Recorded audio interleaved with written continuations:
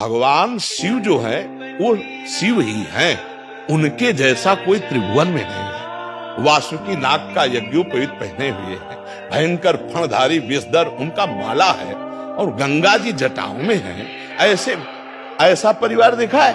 देखो, शिव जी का वाहन नंदी और भगवती का वाहन बबर शेर। 1 मिनट में नंदी को खा जाए, लेकिन दोनों चैन से रहते हैं, नहीं रहते। अच्छा, अब और आगे बढ़ो, कार्तिकेय जी का वाहन मयूर है ना। भगवान शंकर के गले में सांप, मोर सांप का बहुत बड़ा हार करता है। सांप का हार। गणेश जी का वाहन चूहा है ना। कहीं झगड़ा देखा? बिल्कुल शांति से पूरा अरे शिव की क्षमता कोई कर सकता है? शिव तो शिव है। व्यसन करने में शिव को मतलब है कि भगवान शंकर नशा करे। अरे यार, वो तो परमात्मा है यार, वो तो महादेव, देवाधिदेव महादेव है। नहीं, ऐसा नहीं। शिव जी ने तो हलाल जहर पिया, भले 1 बूंद पी के दिखाओ। ये सब कोई जानता है कि नहीं? समुद्र मंथन में जो पहला हलाहल विष निकला भगवान शिव ने पिया। आप करो, शिव जी कोबरा को गले में डाले तो एक बार कटवा दिखाओ। शिव जी ने गंगा जी धारण किया, 1 बाल्टी पानी धारण करो। शिव जी ने गंगा जी धारण किया, 1 बार।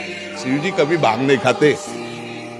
मंत्रों के द्वारा विजया शब्द से उनका अभिषेक किया जाता है, अभिषेक किया जाता है। शिव जी के ऊपर जहर का फल चढ़ता है, धतूरा का।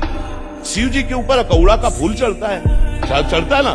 खा लो, जहर है, हलाहल जहर खा के तो दिखाओ। धतूरा का माला चढ़ता है। विश्वनाथ जी का वो पहले बैच में आए थे, वो लाते कभी कभी पूरा धतूर का माला।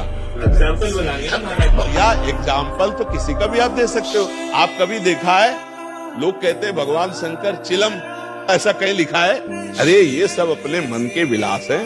वो जगत की रक्षा के लिए हलाहल विष पिया, समझ रहे ना। तो जो हम सोने के समय रट रहे थे, वही जगने के समय चेतना जागृत होते ही निकल पड़ा।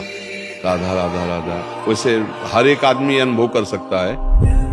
ऐसे ही हमने मूर्छा के समय भी देखा, जब हमारे डायलिसिस के लिए ऑपरेशन हुआ, ये उदर वाला, फिर छाती का यहाँ ऑपरेशन, फिर हाथ का, तो यहाँ वाले में हमें बेहोश किया गया। तो हमें जब बेहोश करने को था तो हमने उनसे कहा था कि आप बेहोश करने के कुछ मिनट पहले हमें सूचित कर दीजिए कि मैं आपको बेहोश कर रहा हूँ। तो उन्होंने बताया कि बाबा अब हम इंजेक्शन लगाने वाले हैं। तो हम, जो हमारा चिंतन था, मानो मृत्यु का समय, हम ऐसे गाढ़ चिंतन किया। तो जो हम पद शुरू किए थे, तो जब हमारी मूर्छा भंग हुई तो अगली लाइन वही चल रही थी।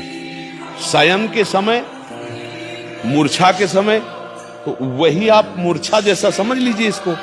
तो जिस समय आप राधा राधा चेतना में बोलकर आपकी चेतना शक्ति, स्मृति शक्ति लुप्त हुई, फिर जब जागृत हुई तो फिर राधा राधा आप बोल रहे हैं कि मुझे ग्लानि होती, तो वो पूरा समय आपका भजन ही माना जाएगा। अगर उस स्थिति में प्राण चले जाते हैं तो आपको भगवत प्राप्ति होगी। क्योंकि मूर्छा के पहले आपने राधा बोला था।